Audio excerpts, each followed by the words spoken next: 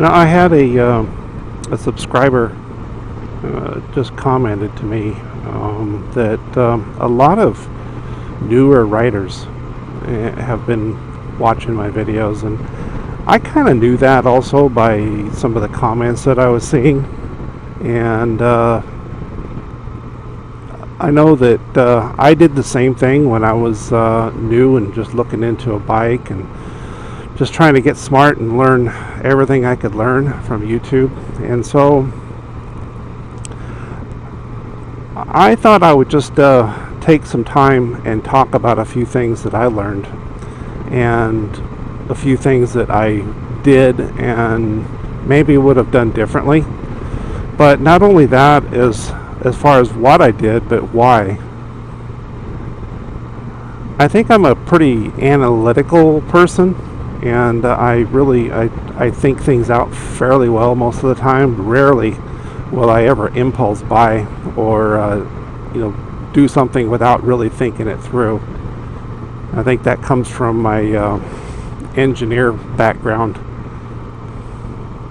Now, if you're looking for a quick short video, this is probably not it. I'm not sure how long it's going to go, but I kind of have some things that I wanted to talk about, and so if you have the time, then certainly, just enjoy the ride through Litchfield Park, Arizona. I started getting an idea of what bikes I wanted. I really got turned on to one of the super sports, a Hayabusa. And so I kind of looked at them online and never really went to the dealers or nothing. But then when I saw one at the dealership, I sat on it and I said, well, this is definitely not for me. So I kind of decided that I wasn't going to buy a bike or even put money down on one until I actually finished my MSF course. And at that point, I didn't even know about MSF. I had a dealer told me about it, and so I looked it up on the internet and signed up for a class. And the first part of it was kind of boring, just classroom, but then it was really fun because I'd been on a motorcycle, and when I was a kid I rode a mini bike. It wasn't mine, I never had one. But other than that, I've never really been on a powered motorcycle. So the class was really, really fun, and I learned a lot. I learned all the basics. I mean, out of MSF, you're never going to learn everything you need to know. And so anyways, I finished the class and took my card to the motor vehicle division, got my motorcycle endorsement, my license, and went to the dealer. Now, a lot about a motorcycle is just personal choice.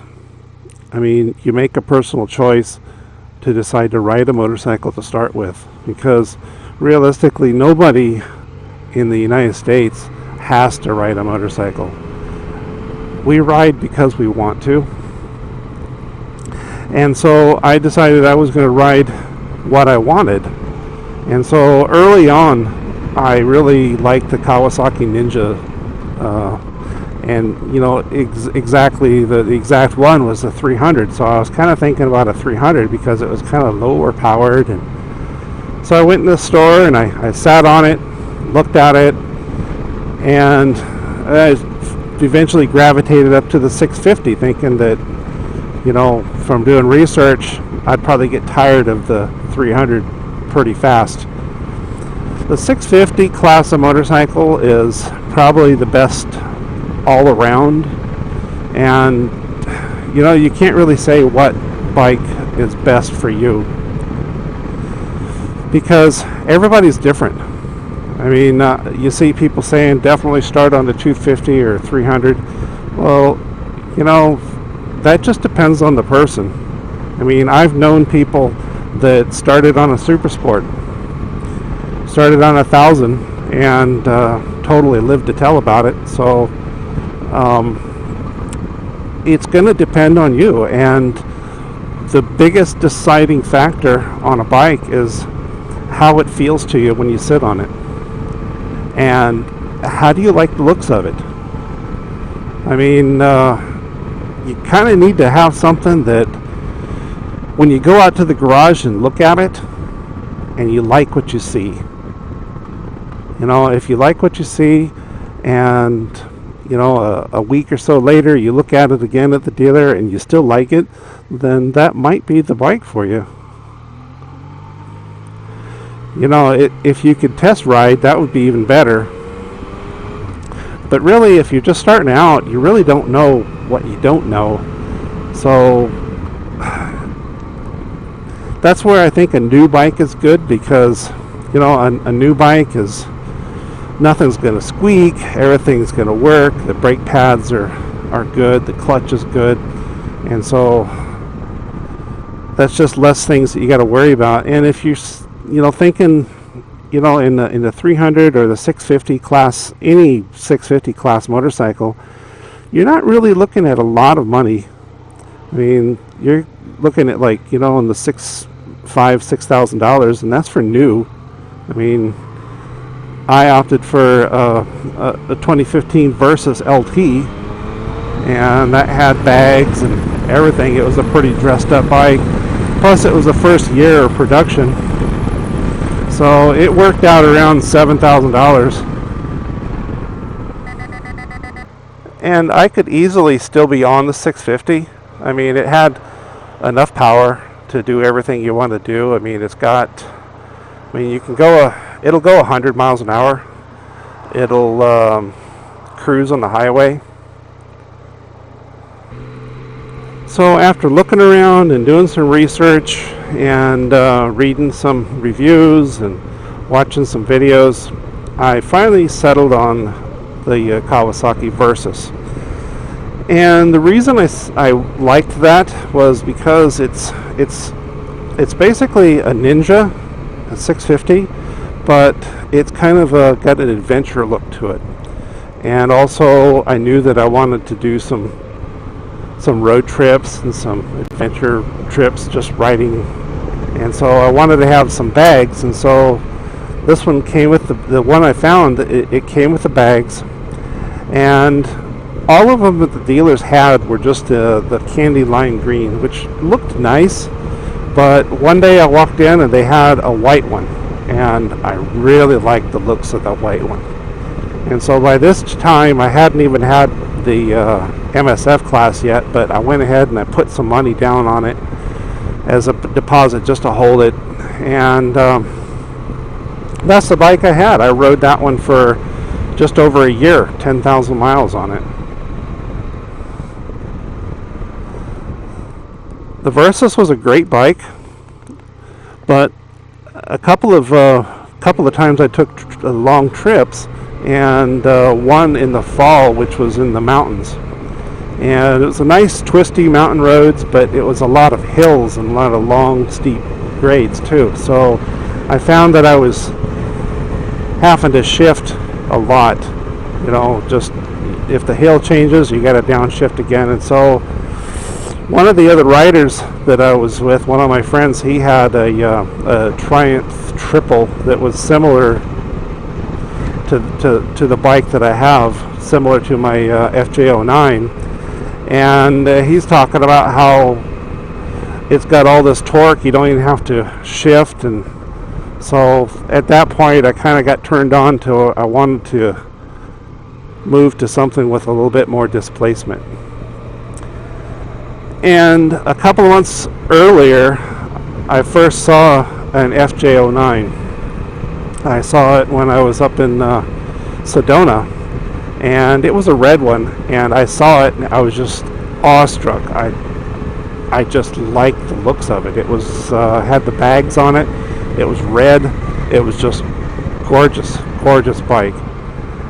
And when I bought my Versys, at that point I never saw the FJ. The FJ just came out the same year. It came out in 2015. And that's what I'm riding now. I'm riding a gray one. It's first year, but it's not really first year. The engine has been around for a long time. It's the same engine and same frame as the FZ09. The ECU is different, and then they added some extra framework. and of course got a windshield and made it into a super sport touring bike. But I just really liked the lines of it, and so that had been on my mind for a long time. And then once I got the power bug, I had to have more power. That was all it was. So I started looking, and I found this one. On my last video, I talked about gear, and I've got leather gear and I've got textile, and it's pretty good quality stuff. I mean, you don't have to have the top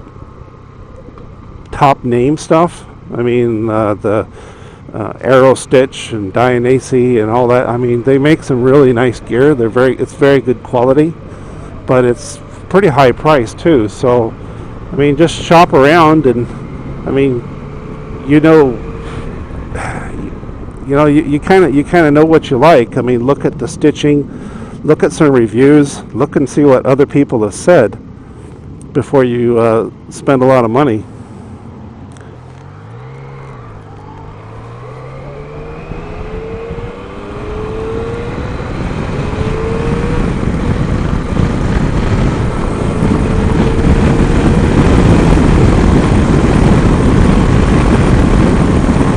When I first started writing, I didn't come in thinking that, okay, I'm going to get a Bluetooth Sena headset and a camera and start motovlogging, and I really had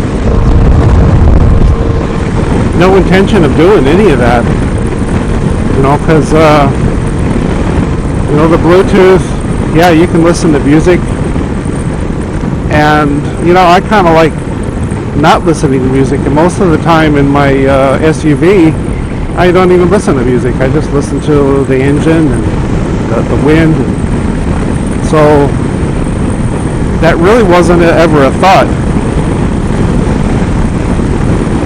Now, one thing that I would say, and I've heard this from other motovloggers, is don't get a camera and start vlogging until you've been riding for a little while. In my case, I had been riding already 10 months before I bought my camera.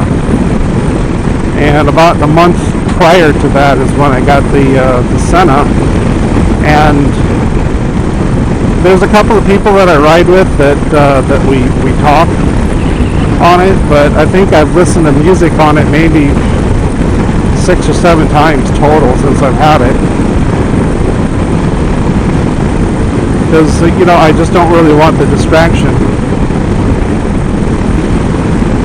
But the reason that I started out wanting a camera was because as I was riding, I was noticing that, people were pulling out in front of me, turning left in front of me, or, they're doing something otherwise stupid, and when I honk the horn at them, then they flip me off. So it's like, I decided I want to have a camera either on the bike or on the helmet. So I had a digital camera that actually shot movies. It was an older, I think it was a Canon Coolpix. It was one of the older cameras. So I kind of mounted it on my handlebars with a RAM mount, and that really didn't work all that well. So I got this, and I really had no intention of really making videos and talking while I'm riding. That was the furthest thing from my mind. I learned a lot from watching YouTube videos, and I learned a lot, and so I just feel like I want to just give back some. Now, I'm not going to tell you which gear to buy or which bike to buy. I mean, that's going to be totally your decision. Nobody can tell you, and it really doesn't matter what anybody else thinks. The only one that it really matters to is you. If you like your gear and you like the bike that you chose, then that's all that really matters. Don't just watch just my videos or any other one person's videos to make a choice. I mean, watch a bunch of different ones and see what they're doing, see what they've done, and you know, you get a perspective from different people. I don't think in a video, at least in a single video, that I can cover everything. And in fact, I'm certain that I'm certain that there's plenty of things that I've missed. But if there's something else that that you're interested in, I mean, just leave a comment. I do read every single one of them, and if it's a comment that's a question, I'll answer it. And some other comments, even if it's not a question, most of those I'll answer too. I mean, I'm a small enough YouTube channel that that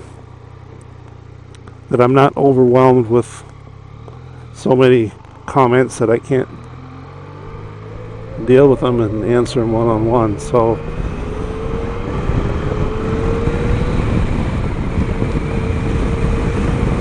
but I hope this has been useful. I hope that I've given you some useful information, or at least a piece of it, one piece.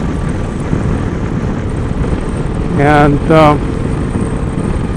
have fun writing, have fun learning about writing, and by all means, I mean, do it safely, be safe. It's a lot more fun when you go out and ride and don't have any damage or injuries. Stay safe out there, guys.